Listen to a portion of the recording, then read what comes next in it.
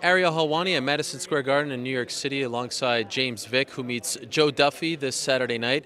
James, saw you back in May. You were very animated. You wanted the big fights. You wanted to get some respect. Does this one suffice? Were you like, all right, this is the kind of fight that I've been looking for?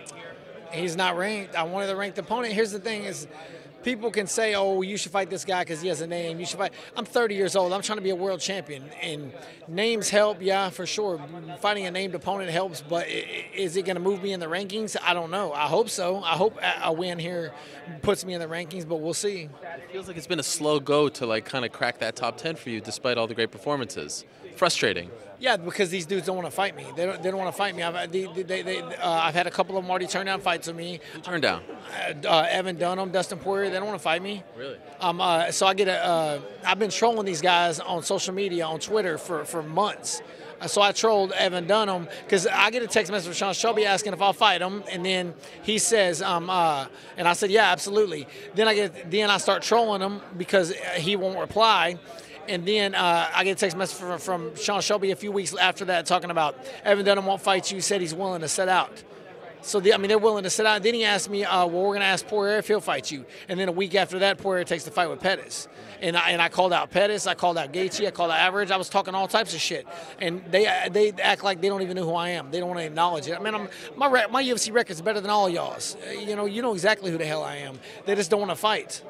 And the UFC, at this point, it's really not the UFC's fault. They can't put a gun to their head and make them fight. Right. Joe Duffy is somewhat of a name. I mean, you can argue maybe the biggest name. You know, a lot of fans know him internationally. He's got the Conor fight, all that stuff. So it is a bit of a step, but not quite the big splash that you were looking for. I mean, if I'm not getting a ranked opponent, this is best case scenario. Outside of that, for sure, a named guy in a big event, for sure. So I'm not completely unhappy. You know, I'm happy about it, but I just wish he was already ranked. If he was already ranked, I'd be really happy. That's right. And what do you make of him overall? I mean, his skills. We know about his boxing. Pretty good ground game as well. Overall, the complete package. What do you make of it? Are you impressed with him?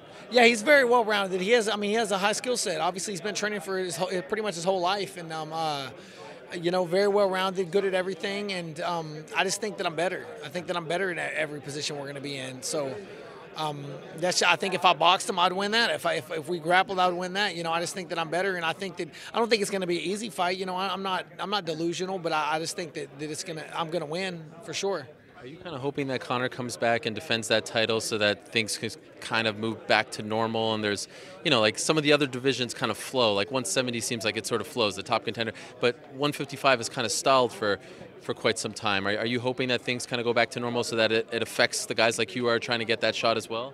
Yeah, I think we're all hoping that, but and I think it's also stalled. 155 has slowed down a little bit because the dudes don't want to fight me. Look, Kamar Usman says 170 ain't moving quick because they don't want to fight him either. You know, if you have a skill set or you're a dangerous opponent and you're not ranked, they ain't gonna take a chance. They won't. I mean, me and Joe Duffy could both beat a lot of these guys in the top 15, but they don't. They want all of us killers on the outside to fight each other so they don't have to fight us, and that's where we're at. So is the goal maybe do something emphatic on Saturday to get people's attention, or do you think that this is going to be a problem that you're going to have to? I don't know if I finished them in the first minute, if that would really help my case any more than. I mean, I smoked Abel Trujillo, who only lost. He had only lost to two people at the time.